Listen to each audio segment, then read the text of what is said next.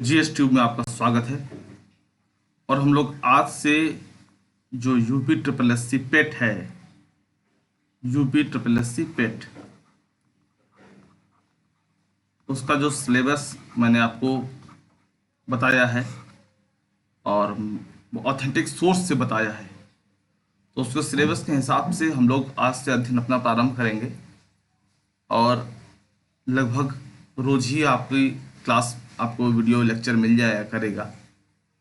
Classes थोड़ी सी लंबी होंगी, क्यों लंबी होंगी इसका रीज़न भी मैंने आपको पहले बता दिया, लेकिन दोहरा देता हूँ कि सिलेबस बहुत ज़्यादा है और अगले वर्ष के चुनाव को देखते हुए समय थोड़ा सा कम है, क्योंकि भर्तियां तो चुनाव से पहले पहले ही अगर होंगी होंगी भी तो, है ना। तो आपको मालूम है कि अगले वर्ष चुनाव की वजह से थोड़ा सा भर्तियां ज़्यादा होने की अपेक्षा है और यूपी ट्रिपल एस सी से अब जो भर्ती होगी वो पेट उसके लिए ज़रूरी कर दिया गया है। तो इसीलिए वीडियो लेक्चर थोड़ा सा लंबे होंगे। आप अपने सुविधा के अनुसार उसे 10-15 मिनट के टुकड़े में बांट करके देख लीजिए, वो अब आपको मैनेज करना है। लेकिन हाँ, आप वैसे भी ऑफलाइन कोचिंग में जाते हो तो कम से कम 1 घंटा तो पढ़ते ही हो, ठीक है। 1 घंटा नहीं, 40 मिनट, 45 मिनट, 50 मिनट तो पढ़ते ही हो। तो उस लिहाज से मैं कोशिश मेरी यही रहेगी कि थोड़ा सा लंबे लेक्चर हों, वरना सिलेबस खत्म करना बड़ा मुश्किल हो जाएगा। सिलेबस मैं आपको दिखा चुका हूँ, इसके पहले वाला वीडियो अगर आपने नहीं देखा है तो देख लीजिएगा, लिंक मैं डिस्क्रिप्शन में दे दूंगा, ठीक है।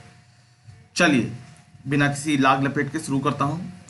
और हम लोग का जो पहला टॉपिक होगा इतिहास का।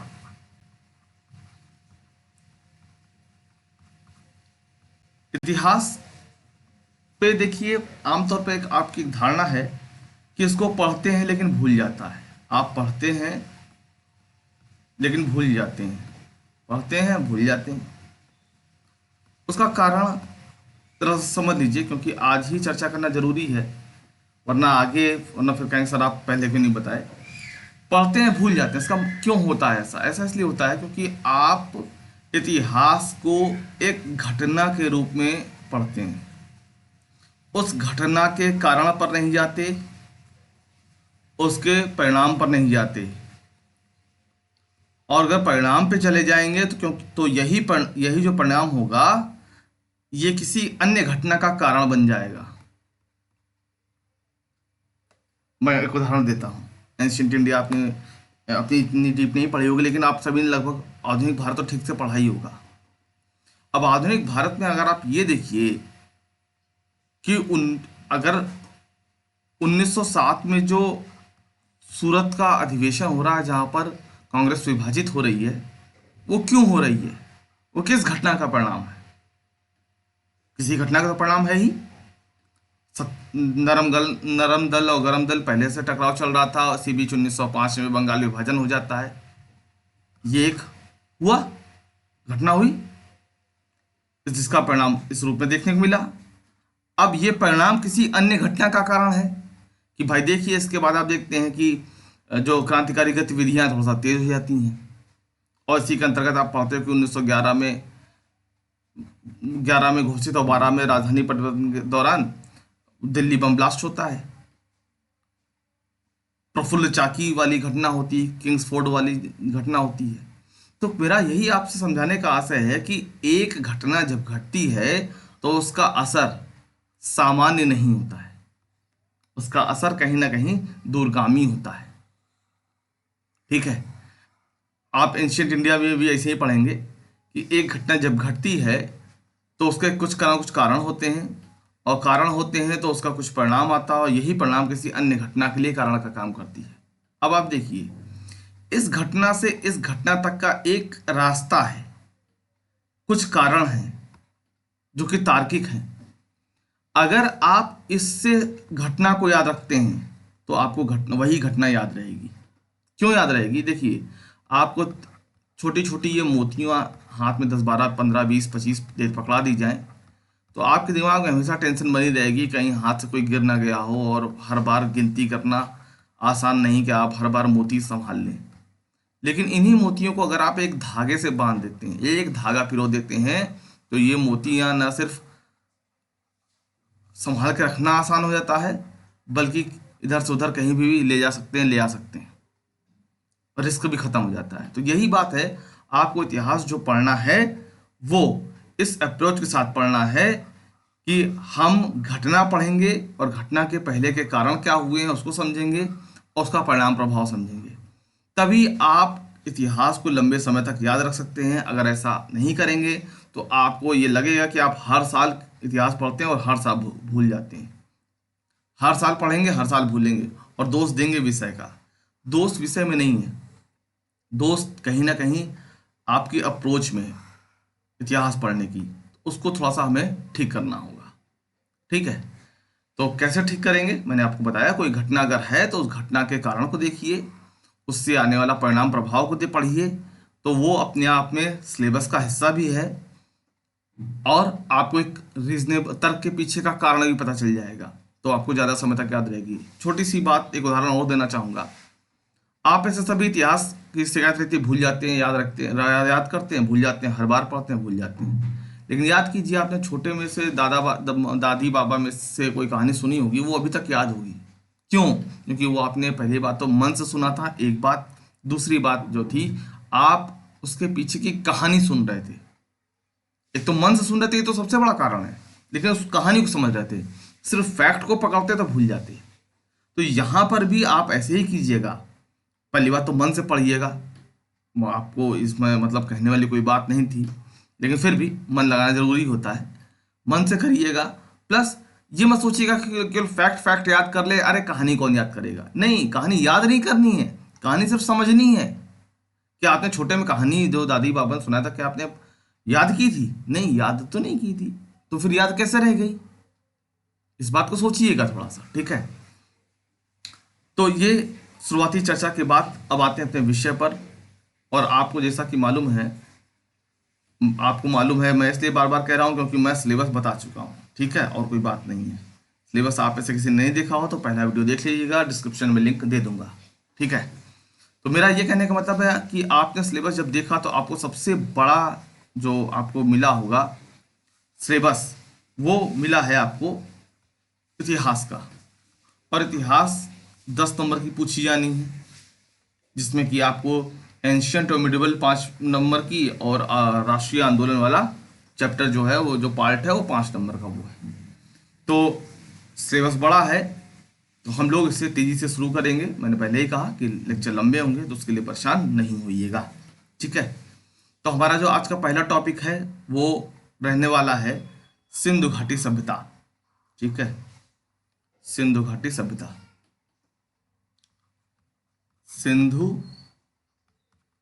घाटी सभ्यता।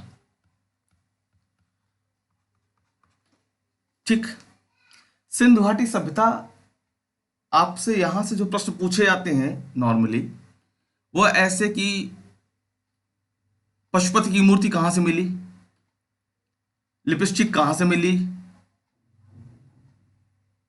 ईंटों का साइज क्या था, किसी नगर स्थल को किसने खोजा, मतलब कौन सी चीज कहां से मिली और कौन सा नगर किसने खोजा, फारस की मुद्रा कहां से मिली, गोदीवाड़ा कहां से मिला, युग्मित शवाधान कहां से मिला, जुते हुए खेत कहां से मिले। ये सब चीजें आपसे इस तरीके से क्वेश्चन आपसे पूछे जाते हैं। ठीक है, ऐसे ही कुछ प्रश्नों का स्वरूप रहता है। इसलिए यहां ये पार्ट जो आप पढ़ेंगे, उस पार्ट में आपको ये ध्यान रखना है कि कौन सी चीज कहां से मिली। ठीक है, सबसे मेरे ख्याल से ध्यान देने वाला चैप्टर यही है। उसके बाद तो सब चीजें धीरे धीरे आसान हो जाएंगी, क्योंकि यहाँ पर कौन सी चीज कहाँ से मिली याद करना थोड़ा सा आपके लिए मुश्किल हो जाता है नॉर्मली। लेकिन ठीक है, कुछ बहुत सब चीजें आसानी से मिल जाए तो उसका मजा भी क्या है। चलिए, सिंधु घाटी सभ्यता। सिंधु घाटी सभ्यता के अन्य नाम कौन कौन से हैं, पहले उनको देखिए। अन्य संज्ञा क्या है उसकी? इसी को हम लोग हड़प्पा सभ्यता भी कहते हैं। हड़प्पा सभ्यता भी कहते हैं। इसी को हम लोग सिंधु सरस्वती सभ्यता भी कहते हैं। सिंधु सरस्वती सभ्यता। ठीक है, कांस्य युगीन सभ्यता भी कहते हैं। कांस्य युगीन सभ्यता।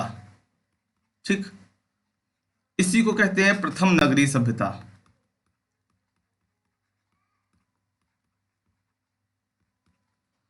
अब ये रटने की जरूरत नहीं है, मैं आपको रीजन देता हूं क्यों कहते हैं। रटिएगा नहीं, जहां से रटना पड़ जाए वहां से पढ़ने का कोई मतलब नहीं है फिर।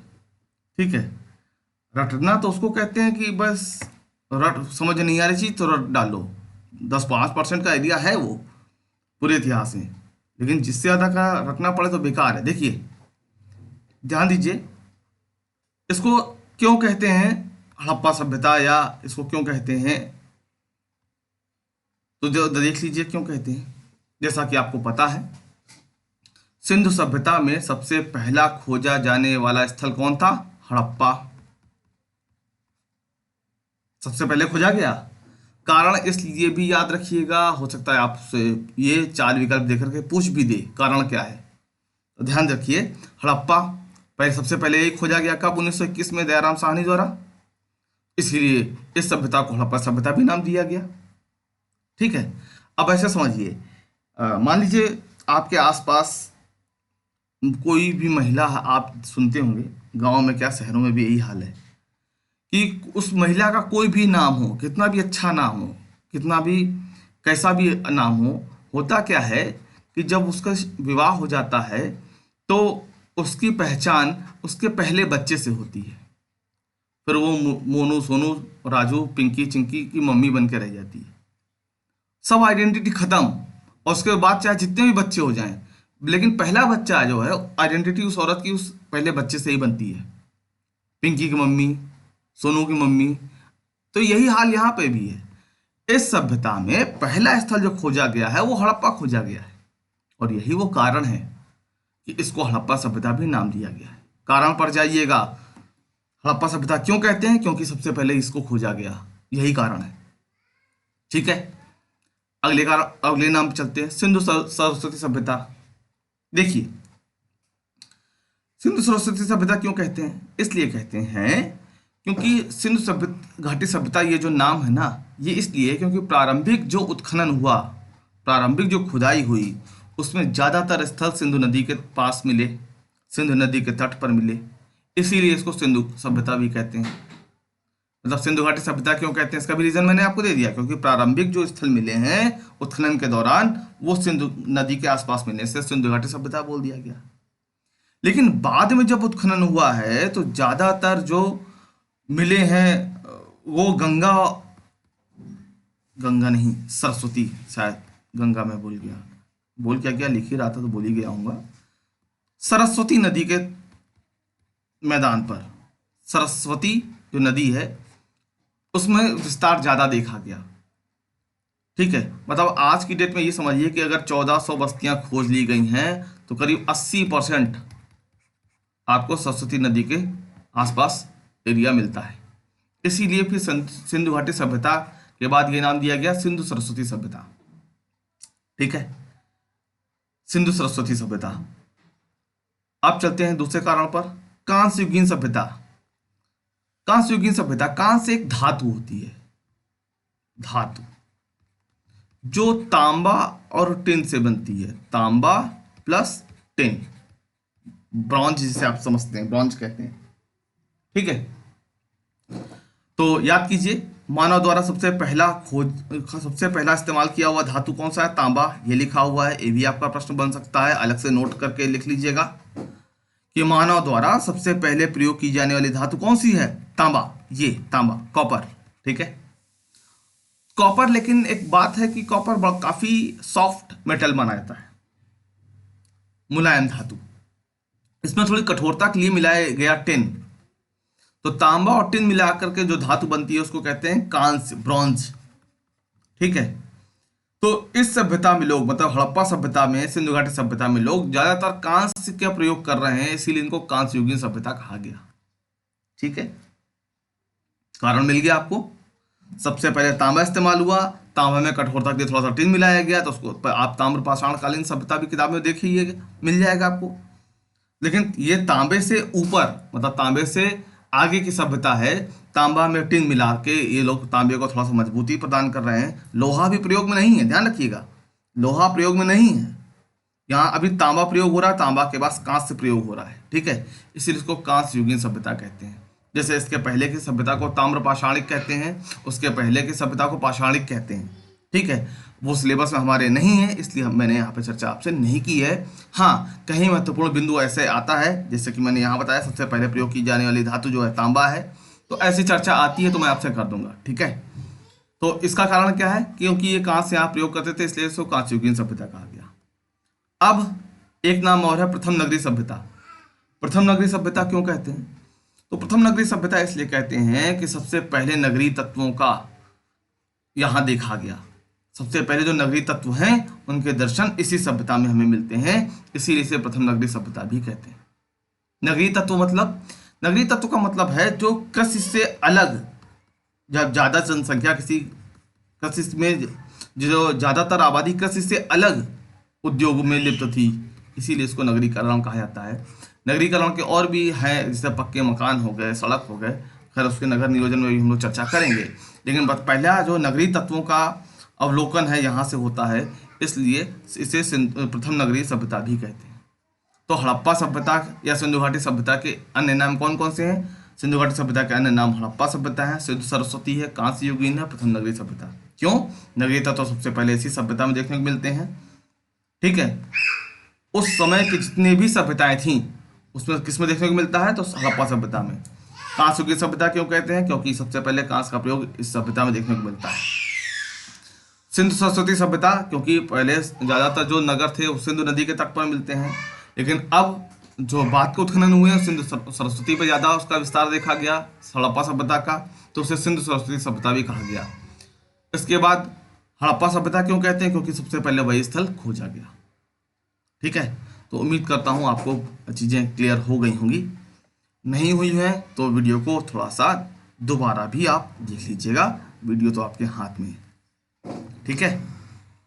चलिए चलते हैं अब इसके दूसरे पक्ष की तरफ, ठीक है। दूसरा पक्ष क्या? दूसरा पक्ष है कि इसका टाइम पीरियड क्या है, इसको किस कालखंड का माना जाए। हालांकि यहाँ से प्रश्न नहीं बनते हैं, लेकिन विषय की समझ के लिए आवश्यक है कि इसको आप थोड़ा सा समझने का प्रयास कीजिए, ठीक। क्या है मामला? काल निर्धारण, इसे किस कालखंड का माना जाए, किस समय का माना जाए, ठीक है। तो वो काल निर्धारण की बात हो रही है। देखिए, पहली बात तो ये मान करके चलिए कि कहीं भी स्पष्ट रूप से इसका काल निर्धारण नहीं हो पाया है। तमाम जो इतिहासकार हैं उन्होंने अपने अपने हिसाब से बताया है। किसी ने 2500 से 1500 ईसा पूर्व, 1500 ईसा पूर्व बताया है। अब ईसा पूर्व और ईसा में फर्क नहीं समझते हैं तो कमेंट बॉक्स में बताइएगा, अगले क्लास में उसको बता दूंगा, ठीक है। ईसा पूर्व और ईसा में फर्क नहीं जानते हैं तो कि ईसा पूर्व कैसे कहाँ इस्तेमाल होगा, ईस्वी कहाँ इस्तेमाल होगा, नहीं जानते हैं तो कमेंट कीजिएगा, मैं अगले वीडियो में उसको क्लियर कर दूंगा। फिलहाल मैं आगे बढ़ रहा हूँ, ठीक है। 2500 से 1500 ईसा पूर्व, ये किसने बताया? ये बताया व्हीलर ने।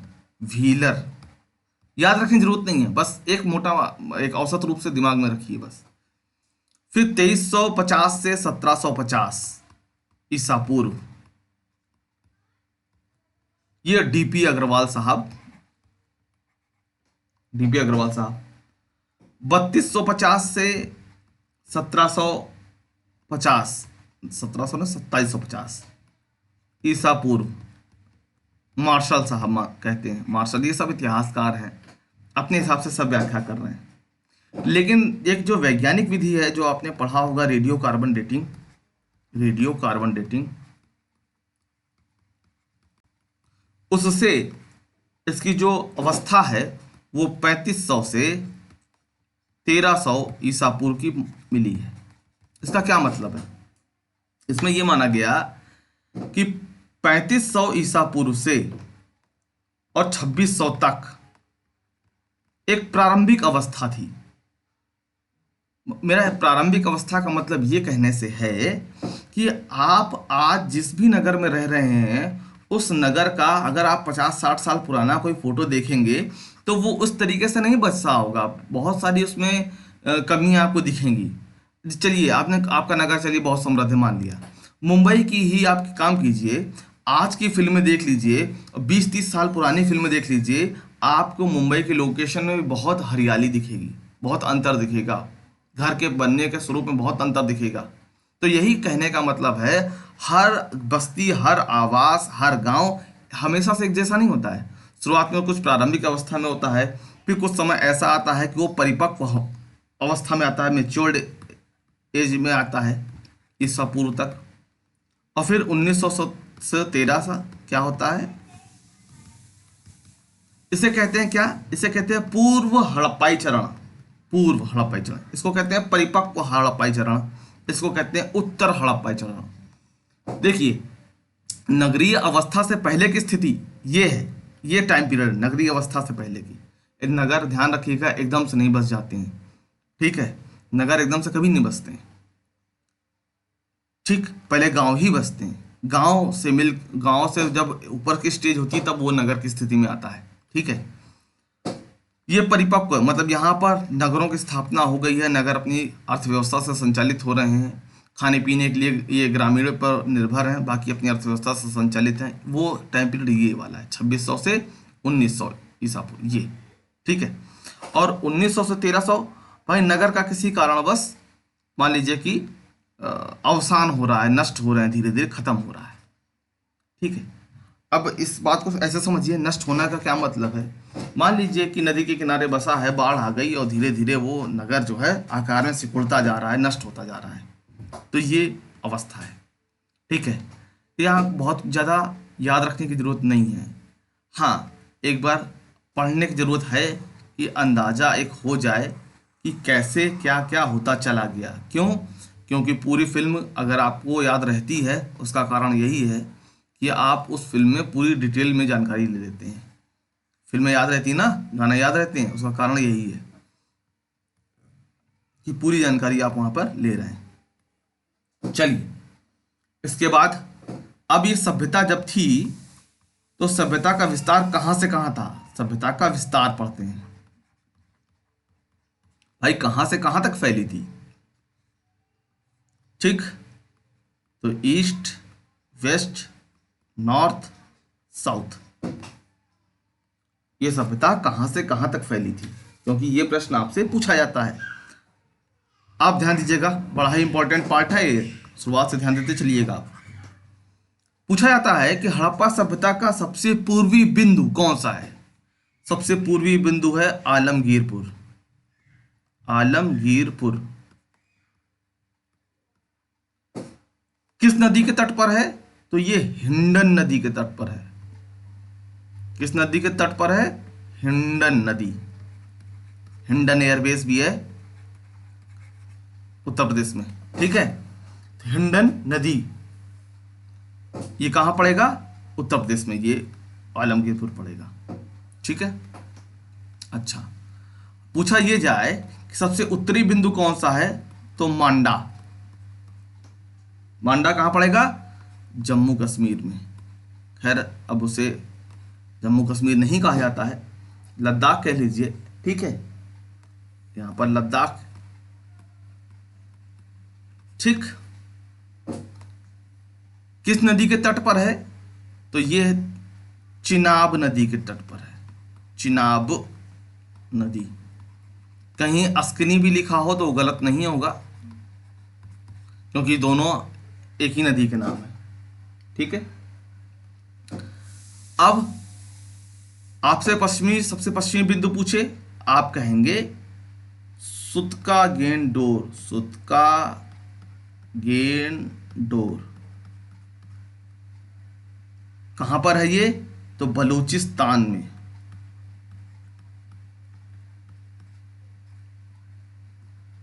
ठीक। किस नदी के किनारे, तो ये है दाश्क नदी के किनारे।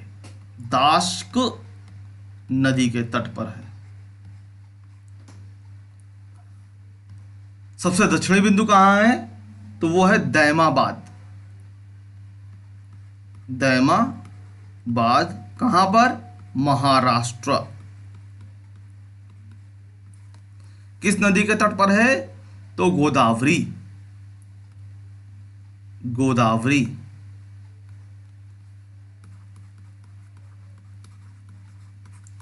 ठीक।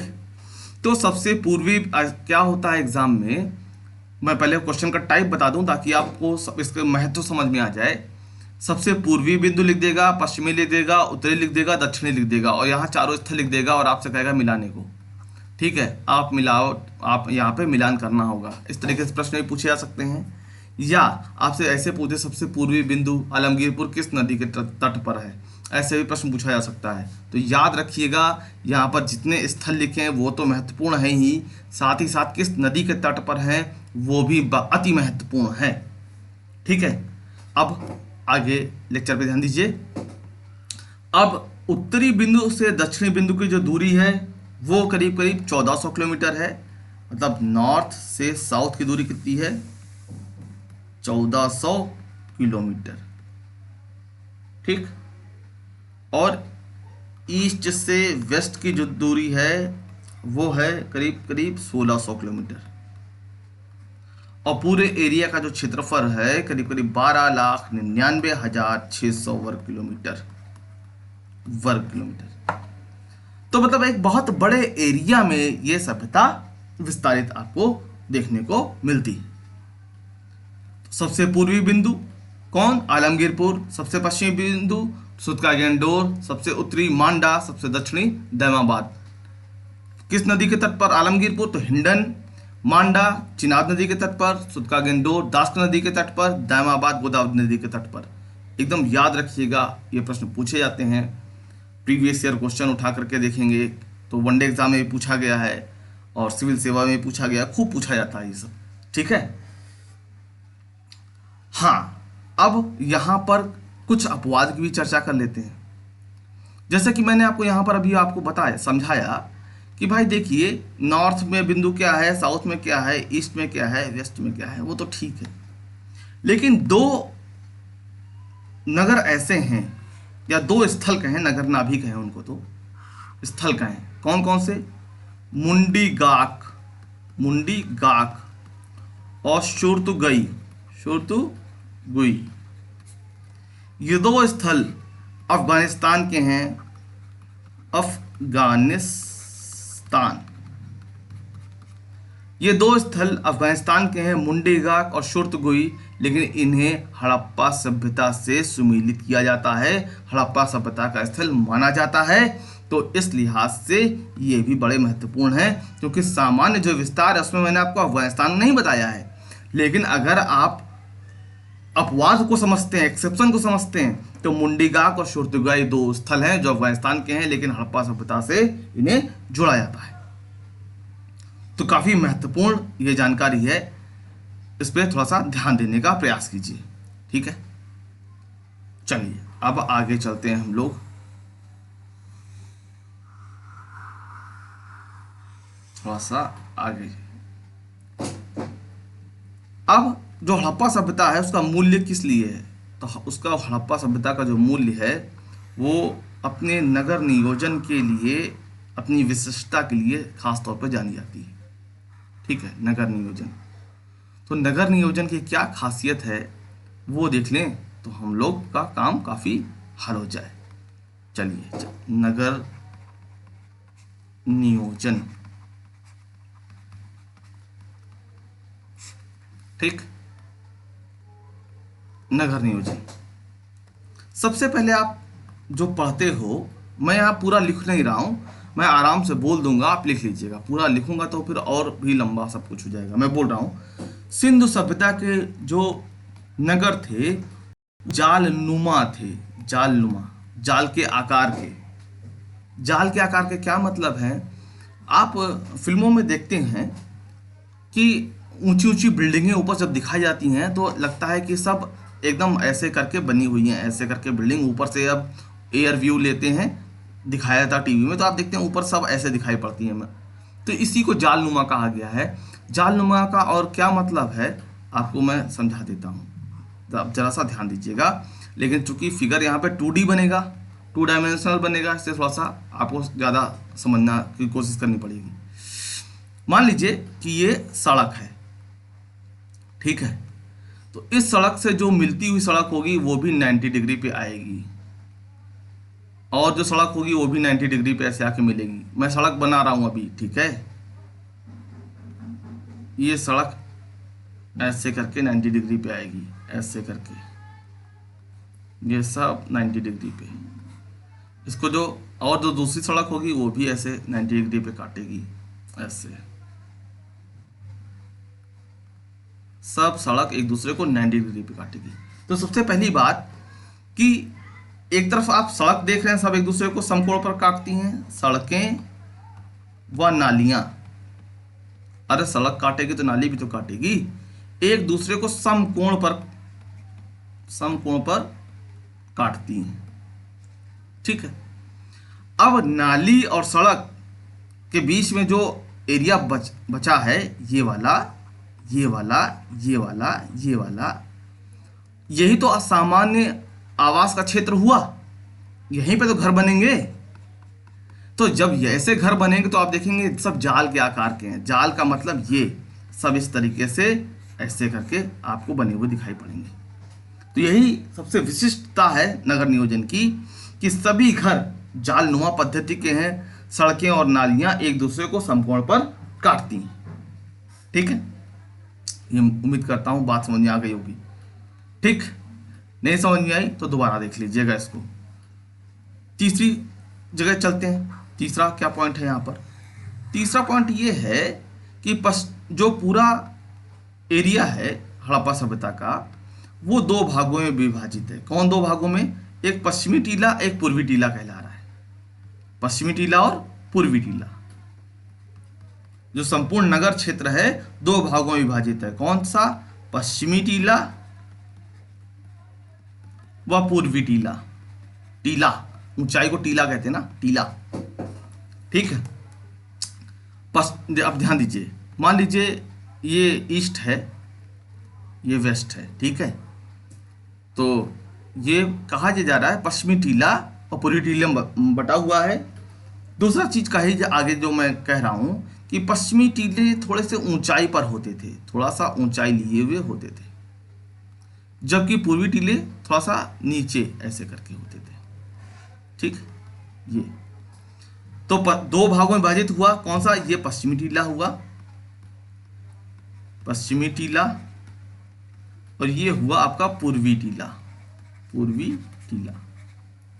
पश्चिमी टीला थोड़े से ऊंचाई पर होते थे, पूर्वी टीला थोड़ा सा सामान्य रूप से होता था।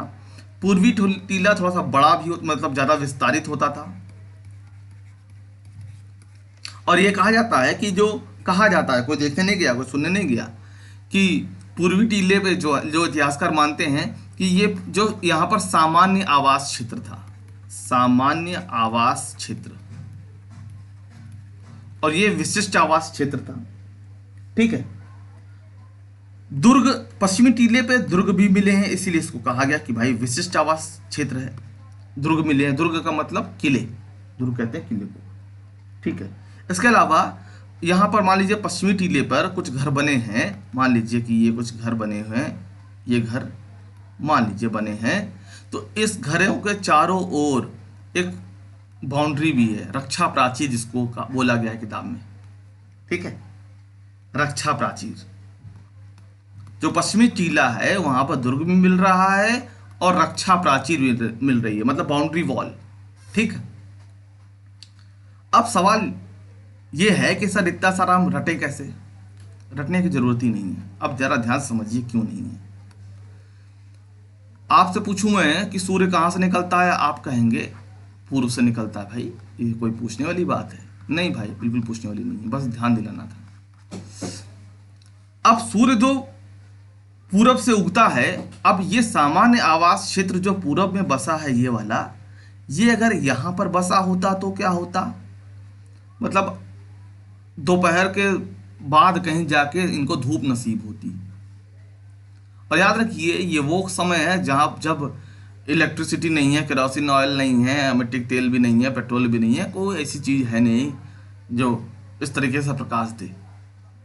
ठीक है, फिलहाल तो यहाँ पर निर्भरता सूर्य की रोशनी पे है, तो जाहिर सी बात है जो सामान्य आवास क्षेत्र होगा वो पूरब में ही होगा। इसमें याद रखने वाली क्या बात है, सुबह अगर पश्चिमी और अगर सामान्य क्षेत्र होगा तो यहाँ तो सूरज की रोशनी पहुंचेगी ही नहीं, दिन बहुत मुश्किल से हो पाएगा।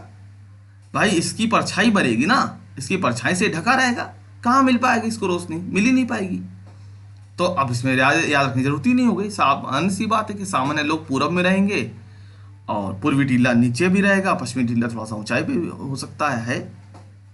इसमें याद रखने की जरूरत ही नहीं। जैसे ही आपने एक वैज्ञानिक बात पे ध्यान दिया कि जो सूरज की रोशनी पूरब में भाई सुबह जल्दी मिलेगी, तो सामान्य आवास क्षेत्र यहाँ है। अब चूंकि ये विशिष्ट आवास क्षेत्र है, ऊंचाई पर है, तो इसको तो खैर रोशनी मिलती रहेगी, लेकिन इनकी रोशनी की आवश्यकता तभी पूरी हो पाएगी जब ये पूरब में बसेंगे, पश्चिम में बसेंगे तो हो ही नहीं पाएगा। तो जाहिर सी बात हो गई कि सामान्य आवास क्षेत्र पूरब में होंगे, विशिष्ट आवास क्षेत्र पश्चिम में होंगे। पश्चिम वाला थोड़ा सा ऊंचाई पे हो सकता है, पूर्वी टीला तो ऊंचाई पे नहीं होगा, वो आगे ही बसेगा क्योंकि वो सामान्य आवास क्षेत्र कहला रहा है। ठीक है ठीक, उम्मीद करता हूँ बात समझ में आ गई होगी जितनी भी मैंने कही। तो नगर दो भागों में विभाजित है, पूर्वी और पश्चिमी। पश्चिमी टीला थोड़ा सा ऊंचाई पर है, दुर्गीकृत है, इसीलिए विशिष्ट आवास क्षेत्र माना जा रहा है, जबकि पूर्वी टीला थोड़ा ज़्यादा विस्तारित है, बड़ा है, लेकिन दुर्ग नहीं मिल रहा है यहाँ पर। लेकिन यहाँ पर लग गया। अब लेकिन जहाँ पर भी लग गया समझो अपवाद आ रहा है। अब कुछ अपवाद है, अपवाद सुनिएगा या लिख लीजिएगा, नोट्स जरूर बनाइएगा, नोट्स अपने ही बनाइएगा। अपवाद क्या है? अपवाद ये है कि सबसे पहले कालीबंगा जो क्षेत्र है, कालीबंगा का जो पूर्वी टीला है वो भी बाउंड्री वॉल से घिरा हुआ है, पूर्वी टीला भी रक्षा प्राचीर से घिरा हुआ है। ठीक है, मतलब वहां की स्थिति क्या है कि पश्चिमी टीला घिरा हुआ था ही और पूर्वी टीला भी घिरा हुआ है। ठीक है, ये कालीबंगा का मामला हो गया। और आगे चलते हैं तो लोथल और सुरकोटड़ा, लोथल और सुरकोटड़ा। ठीक, यहां से क्या हुआ है, यहां से मान लीजिए कि पश्चिमी टीला और पूर्वी टीला कुछ भी है तो एक ही क्षेत्र में घेर दिया गया, भाई ये पश्चिमी है ये पूर्वी है, मतलब अलग अलग रक्षा प्राचीर नहीं है, अलग अलग बाउंड्री वॉल नहीं है, एक ही बाउंड्री वॉल से घिरे हुए हैं ये लोथल और सुरकोटड़ा। ठीक है, और सबसे विशिष्ट तथ्य जो अब बोलने जा रहा हूं, ध्यान दीजिएगा कि चन्हूदड़ो एक जो स्थल है, चन्हूदड़ो, एनजी मजूमदार ने जिसे खोजा, चन्हूदड़ो या चन्हूदड़ो, वहां पर कोई भी रक्षा प्राचीर नहीं है। तो वो कौन सा नगर स्थल है जहां पर रक्षा प्राचीर नहीं है? तो आप कहेंगे चन्हूदड़ो। ठीक है, वो कौन सा नगर स्थल है जहां पूर्वी टीला भी अलग से रक्षा प्राचीर युक्त है? तो कालीबंगा। अलग से इसलिए कालीबंगा, ध्यान दीजिए ये मैंने बताया था अलग से। और एक ही रक्षा प्राचीर से कौन कौन है? तो लोथल और सुरकोटड़ा। ठीक है, मेरे ख्याल से नगर नियोजन में पर्याप्त जानकारी आपको मिल गई होगी। ठीक है, अब चलते हैं दूसरे पक्ष की तरफ। थोड़ा सा बोर्ड को हम लोग साफ कर लें। ठीक है, बोर्ड को हम लोग साफ कर लें थोड़ा सा। अब हम लोग चलते हैं कुछ जो नगर हैं उन नगरों की विशिष्टता की तरफ चलते हैं। सबसे पहले हड़प्पा। हड़प्पा, ठीक है, चलिए हड़प्पा कहाँ स्थित है पहले वो आपको मालूम होना चाहिए। तो पाकिस्तान में स्थित है। पाकिस्तान में भी कहाँ? पंजाब में। पंजाब में भी कहाँ? मांटगोमरी जिला, मांटगोमरी जिला। ठीक, कहां पर? किस नदी के तट पर? तो रावी नदी के तट पर। ठीक है, किसने खोजा? तो 1921 में दयाराम साहनी ने, दयाराम साहनी। ठीक। अब कुछ कुछ चीज़ें और हैं, वो ऐसे ज़रा सा ध्यान से सुनिएगा और ऐसे नोट्स भी बना लीजिएगा। हड़प्पा जो टीला है उसका सबसे पहले चर्चा किसने की? तो 1826 में चार्ल्स मेसन ने। ध्यान दीजिएगा, सबसे पहले चर्चा किसने की? चार्ल्स मेसन ने। आपको प्रश्न दे देगा, निम्नलिखित में से कौन हड़प्पा स्थल से संबंधित है? और दयाराम साहनी का नाम वहां पर नहीं देगा, बल्कि 3 और नामों के साथ चार्ल्स मेसन का नाम दे देगा। फिर आपको ढूंढना पड़ेगा, चार्ल्स मेसन को याद रखना पड़ेगा। ठीक है, तो जरा सा चीज़ों को गहराई से पढ़िएगा, गहराई से समझिएगा, ताकि बार बार इतिहास ही नहीं पढ़ना पड़े। ठीक है, कि जब मर्जी आया तब एग्जाम कोई भी दिख गया लेके बैठ गया इतिहास पढ़ने, ऐसा नहीं है। आप गहराई से पढ़िए, एक बार पढ़िए, मन से पढ़िए, आपको देखिए सालों साल याद रहेगा। तो सबसे पहले 1826 में चार्ल्स मेसन ने इसकी चर्चा की कि भाई हड़प्पा टीला से कुछ विशेषता है, ऐसे करके चर्चा की। फिर क्या हुआ, 1856 में जब रेलवे लाइन जा रही थी, तब ब्रंटन बंधु, ठीक है, विलियम ब्रंटन, चार्ल्स ब्रंटन बंधुओं ने चर्चा की। और चर्चा क्या की उन्होंने? हुआ ये कि रेलवे लाइन ये बिछा रहे थे कराची से लाहौर। तो कराची से लाहौर रेलवे लाइन में आप देखिए, रेलवे लाइन के किनारे जो कुछ ईंट गिट्टी डाली जाती है, कंकड़ डाले जाते हैं, वहाँ उसके लिए इन्होंने जो हड़प्पा सभ्यता की ईंटें हैं उनका प्रयोग किया, हड़प्पाई ईंटों का प्रयोग किया इन्होंने, ब्रंटन बंधु। आप देखते हैं रेलवे लाइन है तो यहाँ पर कुछ ईंटें डाल दिया जाता है, ईंट से डाल दी जाती है कि पेड़ पौधे ना उगने पाए, झाड़ी वाड़ी ना उगने पाए। यहाँ देखिए ईंटें, कंकड़ डाल दिए थे, रोड़े डाल दिए जाते हैं। तो उसकी जगह इन्होंने क्या किया, इन्होंने जो हड़प्पाई ईंट है उसका प्रयोग किया। किसने? ब्रंटन बंधुओं ने। ठीक, तो ये बात हो गई। आगे क्षेत्रफल के आधार पर ये दूसरा सबसे बड़ा स्थल है।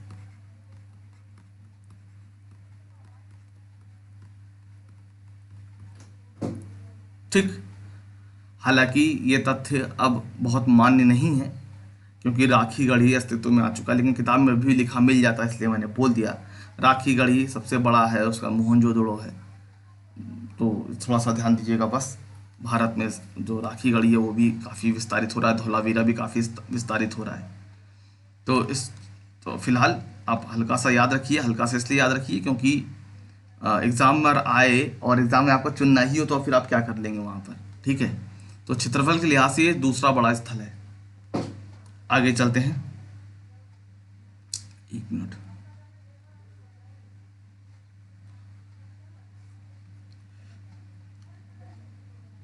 आगे अब आपको यहां से ये ध्यान रखना है कि यहां से क्या क्या मिला है, मिला क्या क्या है वो आपको ध्यान रखना, मतलब अवशेष, प्राप्त अवशेष आपको यहां पर ध्यान देना है।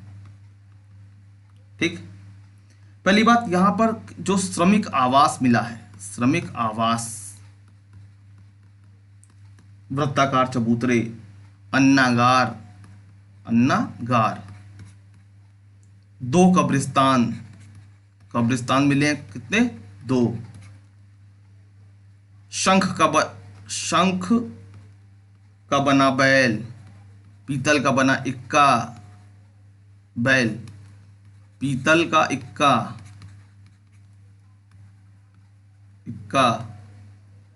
गेहूं और जौ के अवशेष, गेहूं और जौ के अवशेष, एक स्त्री के गर्भ से निकलता पौधा, स्त्री के गर्भ से निकलता पौधा, जिसे, ये सब चीजें वहां से मिली है, मतलब ऐसी एक प्रतिकृति मिली है जिसपे स्त्री के गर्भ से निकलता हुआ पौधा दिखाया गया है। ठीक है तो ये हड़प्पा स्थल हो गया। ठीक है, ध्यान दीजिएगा, क्षेत्रफल के लिहाज से सबसे दूसरा नगर ये हड़प्पा, सबसे बड़ा कौन है? तो मोहनजोदड़ो सबसे बड़ा है। अभी उसकी चर्चा हम लोग करेंगे, लेकिन यहाँ पर आपको श्रमिक आवास, अन्नागार, 2 कब्रिस्तान, शंख का बना बैल, पीतल का बना इक्का, गेहूं और जौ के अवशेष, स्त्री के गर्भ से निकलता पौधा, ऐसी प्रतिकृति, मतलब ऐसा नहीं है कि स्त्री मिली है, स्त्री नहीं, मतलब एक सिक्के पर इस तरीके से मिला है। सिक्का उसको मैं कहने से बच रहा था एक्चुअली में, क्योंकि सिक्का जैसे ही कह दूंगा आपका दिमाग करेंसी की तरफ चला जाएगा, इसीलिए मैं सिक्का कहने से बच रहा था। तो मैंने प्रतिकृति कहा है, ध्यान रखिएगा, ठीक है। अब इतना हड़प्पा के बारे में हमें जान लेना है। चार्ल्स मेसन, ब्रंटन बंधु, दयाराम साहनी, ये लोग संबंधित हैं हड़प्पा से, ये चीज़ आपको ध्यान रखना है, ठीक है। फिर अब आगे चलते हैं, मोहनजोदड़ो की तरफ चलते हैं, वहाँ पर आपको घुमा लाते हैं मोहनजोदड़ो, ठीक।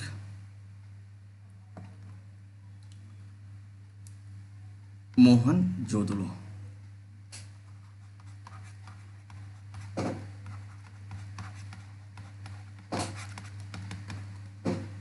कहाँ पर स्थित है? तो ये भी पाकिस्तान में स्थित है भाई। पाकिस्तान में कहाँ पर? सिंध में लरकाना जगह, ठीक। किस नदी के तट पर है? तो भाई सिंधु नदी के तट पर है, सिंधु नदी तट पर है। किसने खोजा? तो उसे राखलदास बनर्जी ने खोजा 1922 में। आर.डी. बनर्जी, राखलदास बनर्जी, राखलदास, मैं लिख दे रहा हूँ भाई वरना आप गलती ना कर जाएं, राखलदास बनर्जी, ठीक है। क्षेत्रफल के लिहाज से सबसे बड़ा, क्षेत्रफल के लिहाज से सबसे बड़ा, ठीक। मोहनजोदड़ो को सिंधु का बाग, सिंधु का बाग, सिंधु नहीं सिंध का बाग, अरे आ जाओ भाई, अच्छा चलो, जल्दी में ये भी काम नहीं करता है कभी कभी। सिंध का बाग, बगीचा, बाग, ठीक है। इसको मृतकों का टीला भी कहते हैं, मृतकों का टीला, मृतकों का टीला, ठीक है। क्योंकि भाई मोहनजोदड़ो जो है उस शब्द का अर्थ है ये, अर्थ मृतकों का टीला, इसे सिंधु का बाग भी कहते हैं, ठीक। अब हमें यहाँ देखना है कि यहाँ से क्या क्या मिला है, ठीक है। तो यहाँ से जो मिला है, कुषाण काल का एक स्तूप मिला है। कुषाण काल क्या है? अभी जब आगे इतिहास पढ़ेंगे मौर्योत्तर काल, तो वहाँ पर आपको कुषाण राजवंश मिलेगा। तो उस राजवंश का जो स्तूप है ये भी खुदाई में मिला है, कुषाण स्तूप, ठीक है। और क्या क्या मिला है? विशाल अन्नागार, विशाल अन्नागार, अन्नागार जहाँ पर अनाज को स्टोर किया जाए वही अन्नागार, ठीक है। जहाँ पर अनाज को स्टोर किया जाए वो अन्नागार, ठीक। और क्या चीज़ें हैं? पुरोहित आवास, पुरोहित आवास, पुरोहित आवास। कांस की, ये खूब पूछा जाता है, कांस की नृत्यरत मूर्ति, नृत्यरत मूर्ति, ये खूब पूछा जाता है, कांस की नृत्यरत मूर्ति, ध्यान रखिएगा, ये खूब पूछा गया है। पशुपति शिव की मूर्ति खूब पूछा गया है, पशुपति शिव की मूर्ति खूब पूछा जाता है, ये शिव की मूर्ति, ये बहुत इंपॉर्टेंट है, ध्यान रखिएगा। ये दोनों ही। घोड़े के दांत यहाँ से पाए गए हैं, घोड़े के दांत, ये इंपॉर्टेंट है, अपवाद वाला इंपॉर्टेंट है, अपवाद है हालांकि ये। क्यों अपवाद है? अभी चर्चा जैसे जैसे हम लोग की आगे चलेगी आप अपने आप समझ जाएंगे, लेकिन अब बात आ गई तो यहाँ बोल ही देता हूँ, वरना आपके मन में रहेगा कि सर ने क्यों नहीं बताया।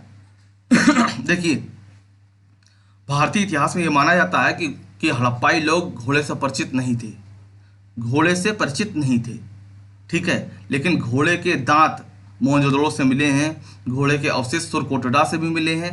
मिलने के बावजूद ये भारतीय इतिहास में माना जाता है कि भारत के लोग, या कहें हड़प्पा स्थल के भारतीय लोग, या कहें हड़प्पा स्थल के लोग, हड़प्पा सभ्यता के लोग घोड़े से परिचित नहीं थे। क्यों नहीं थे? क्योंकि घोड़े को आर्य भारत में लेकर के आए। जो भारतीय इतिहास है, देखिए मैं ये नहीं कह रहा हूँ कि आर्य विदेशी है, मैं ये नहीं कह रहा हूँ, मेरी कोई हिम्मत नहीं, बस उतना पढ़ा रहा हूँ जितना सरकारी इतिहास माना जाता है, जो है वही मैं पढ़ा रहा हूँ। मैं किसी भी वाद विवाद तर्क कुतर्क में नहीं फंसना चाहता कि सर आर्य तो भारतीय ही थे, मुझे मतलब नहीं है, कहीं के भी हूँ, मुझे कोई मतलब नहीं है। और आपको यूँ कोई मतलब नहीं होना चाहिए, क्योंकि आप ज्ञानी बनने के लिए यहाँ नहीं पढ़ाई कर रहे हैं, आप पढ़ाई कर रहे हैं सिर्फ एक नौकरी के लिए। तो उसके हिसाब से ही तर्क कीजिएगा, उस बहस में मत फंस जाइएगा कि सर आप तो बता रहे हैं कि आर्य विदेशी है। मैं नहीं बता रहा हूँ, किताब बता रही है, मैं कोई भी नहीं होता हूँ बताने वाला, ठीक है। तो घोड़े को आर्य इंट्रोड्यूस किए थे इंडिया में, ये माना जाता है। इसीलिए हड़प्पा सभ्यता में घोड़े के दांत मिलने के बाद भी या घोड़े के अवशेष मिलने के बाद ही सुरकोटडा से ये माना जाता है कि सिंधु सभ्यता के लोग घोड़े से परिचित नहीं थे, नहीं थे, नहीं थे, ठीक है। तो यहाँ पर हड़प्पा और मोहनजोदड़ो ये आज हमारे नगर स्थल हो पाए। हमारे जो सामान्य सभ्यता का जो विस्तार है कहाँ तक है, पूर्वी क्षेत्र, पश्चिमी क्षेत्र, उत्तरी दक्षिणी क्षेत्र। 50 मिनट का वीडियो हो गया है, मुझे नहीं लगता इसके आगे और बढ़ाना चाहिए, ठीक है। और अगर आप लोग की सहमति मिल जाती है कि सर इससे लंबा भी वीडियो हम देख सकते हैं या बनाइए, कोई दिक्कत नहीं है, तो आप लोग की अगर सहमति मिल जाती है तो मैं इसके से लंबा भी वीडियो बनाने का प्रयास करूँगा। लेकिन सहमति है या नहीं है ये कमेंट बॉक्स में बता दीजिएगा, ठीक है। और इस वाणी को यहीं पे विराम देता हूँ। चैनल को अभी तक सब्सक्राइब नहीं किया तो जीएस ट्यूब को सब्सक्राइब कीजिए भाई, और अपने दोस्तों में वीडियो को शेयर कीजिए, मेहनत को सफल बनाइए। वीडियो को लाइक कीजिए, शेयर कीजिए और चैनल को सब्सक्राइब कीजिए। इसी के साथ वाणी को विराम देता हूँ। आप सभी का बहुत बहुत धन्यवाद, आप सभी का बहुत बहुत आभार।